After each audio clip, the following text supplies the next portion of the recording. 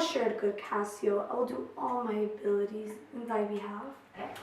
Do, madam, do it. Praise my husband as if the cause were his. Well, that's an honest fellow. Do not doubt, Cassio, but I will have my lord in you again, as friendly as you were. Bounteous madam, whatever shall become of Michael Cassio, he was never anything but your true servant. I note, I thank you. You do love my lord.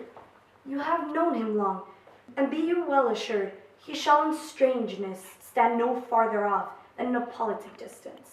Ay, but lady, that policy may either last so long, or feed upon such nice and waterish diet, or breed itself out of circumstances, that I being absent my place supplied, my general will forget my love and service. Do not doubt that, before Amelia here, I give thee warrant of thy place.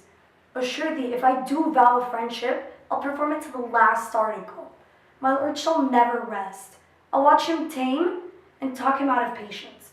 His bed shall seem a school, and his board a shrift. I'll intermingle everything he does with Cassio's suit. Therefore be merry, Cassio, for thy solicitor shall rather die than give thy cause away.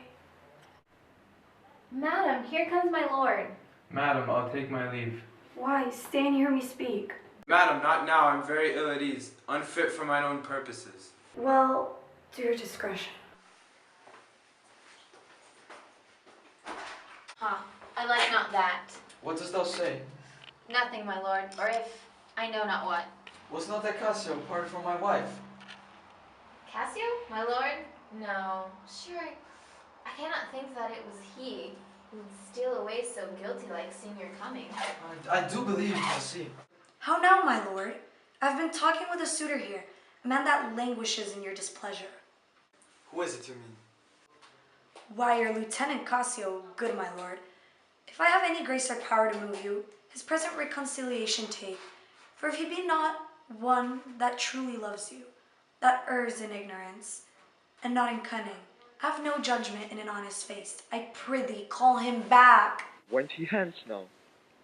Yes, faith, so humbled that he hath left part of his grief with me, to suffer with him. Good love, call him back. Not now, sweet Desdemona, some other time. But shalt be shortly? The sooner, sweet, for you. Shalt be tonight at supper? No, not tonight. Tomorrow dinner then. I shall not dine at home. I meet the captains at the citadel. Tell me, Othello, I wonder in my soul what you would ask me that I should deny, or stand so mammering on. What, Michael Cassio? That came a wooing with you, and so many a time when I have spoke of you dispraisingly, hath ta'en in your part to have so much to do to bring him in. Bar lady, I could do much. Prithee no more. Let him come when he will. I will deny thee nothing. Why, this is not a boon. 'Tis that I should entreat you wear your gloves, or feed on nourishing dishes, or keep you warm, or suit to you to do a peculiar profit to your own person. Nay, when I have a suit, wherein I mean to touch your love indeed, it shall be full of poise and difficult weight, and fearful to be granted. I will deny thee nothing. Run, I do beseech thee, grant me this, to leave me but a little to myself. Should I deny you? No, farewell, my lord. Farewell, my Desdemona. I'll come to thee straight. Amelia, come. Be as your fancies teach you. Whatever you be, I'm obedient.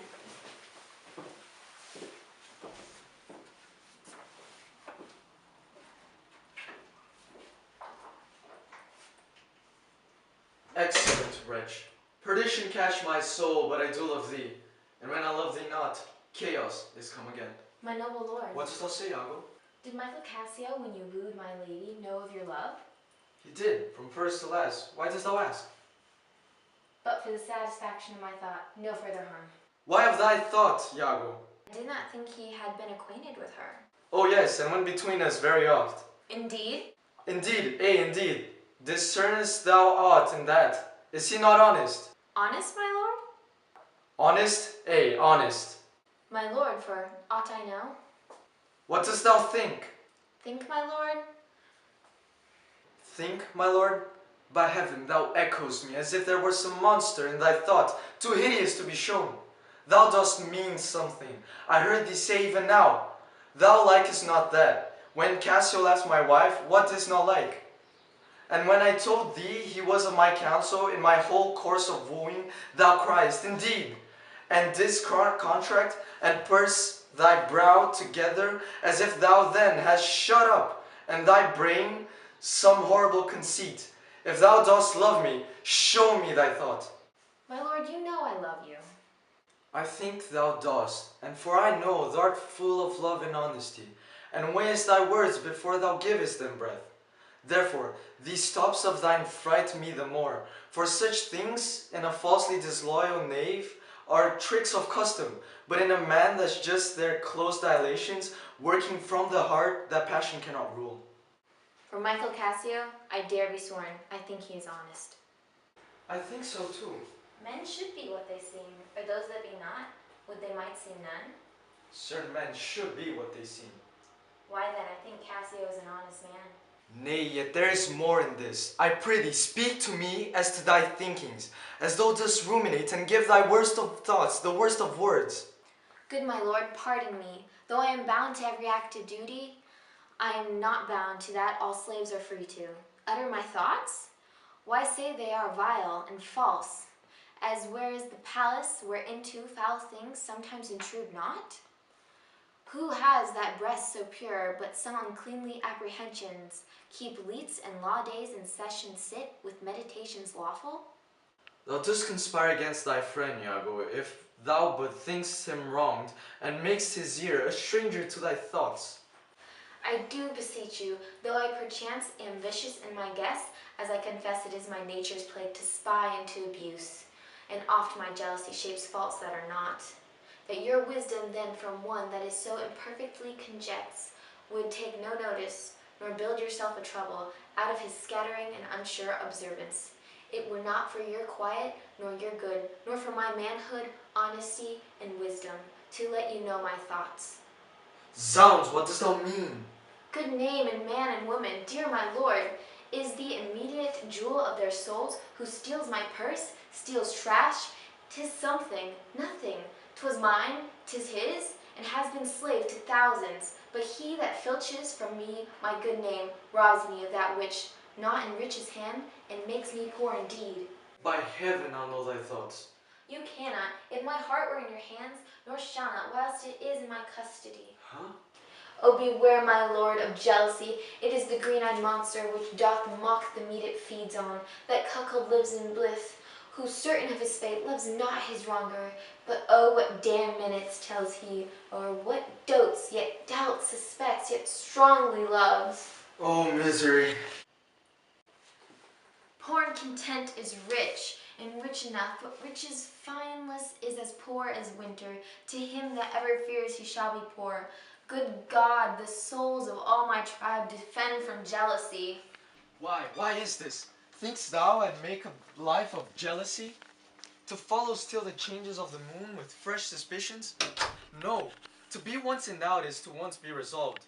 Exchange me for a go, when I shall turn the business of my soul to such exsufflicate and blown surmises, matching thy inference. 'Tis not to make me jealous, to say my wife is fair, feeds me well, loves company, is free of speech, sings, plays, and dances well.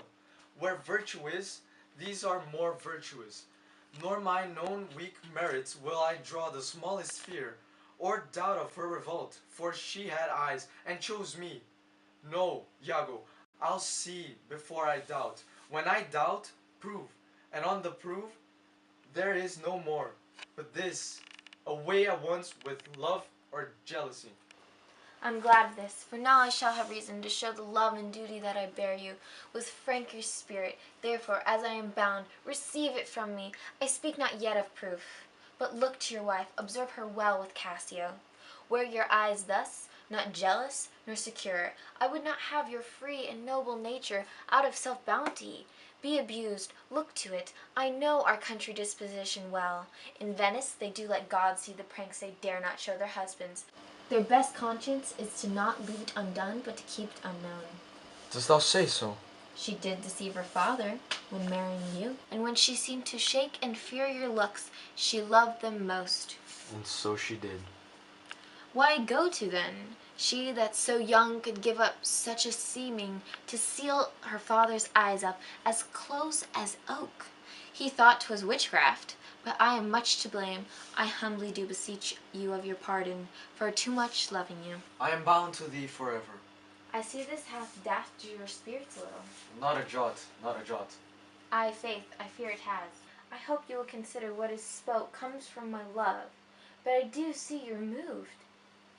I am to pray you are not to strain my speech to grosser issues, nor to larger reach than to suspicion. I will not. Should you do so, my lord, my speech should fall into such vile success as my thoughts aim not at. Cassio is my worthy friend. My lord, I see you're moved. No, not much moved. I do not think but Desdemona's honest. Long live she so, and long live you think so. And yet, how nature erring from itself.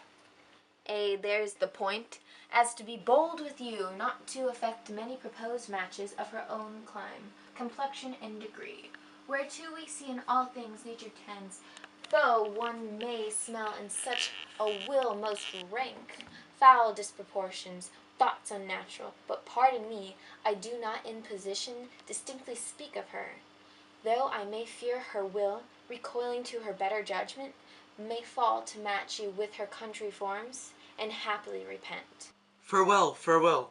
If more thou dost perceive, let me know more. Send on thy wife to observe. Leave me, Iago. My lord, I take my leave. Why did I marry? This honest creature doubtless sees and knows more, much more than he unfolds. My lord, I would I might entreat your honor to scan this thing no further. Leave it to time, although 'tis fit that Cassio is placed, for sure he fills it with great ability. Yet if you please to hold him off a while, you shall by that perceive him in his means. Note, if your lady strain his entertainment with any strong or venom importunity, much will be seen in that.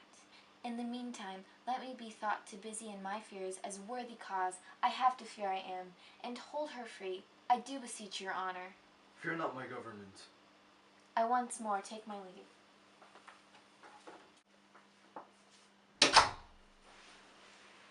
This fellow's of exceeding honesty, and knows all qualities with the learned spirit of human dealings. If I do prove her haggard, though that her jesses were my dear heartstrings, I'll whistle her off, and let her down the wind to prey at fortune. Happily, for I am black, and have not those soft parts of conversation that chamberers have, or for I am declined into the vale of years, yet that's not much, she's gone. I am abused, and my relief must be to loathe her. O curse of marriage, that we can call these delicate creatures ours, and not their appetites. I'd rather be a toad, and live upon the vapor of a dungeon, than keep a corner in the thing I love for others' uses. Yet, 'tis the plague of great ones, prerogatived are they less than the base. 'Tis destiny unshunnable, like death. Even when this forked plague is fated to us when we do quicken. Look where she comes. If she be false, oh then heaven mocks itself. I'll not believe it. How now, my dear Othello? Your dinner and the generous islanders by you invited do attend your presence. I am to blame. Why do you speak so faintly? I have a pain upon my forehead, here. Faith, that's with watching, 'twill away again. Let me but bind it hard. Within this hour it will be well. The napkin is too little, let it alone. Come, I'll go in with you. I'm very sorry that you are not well.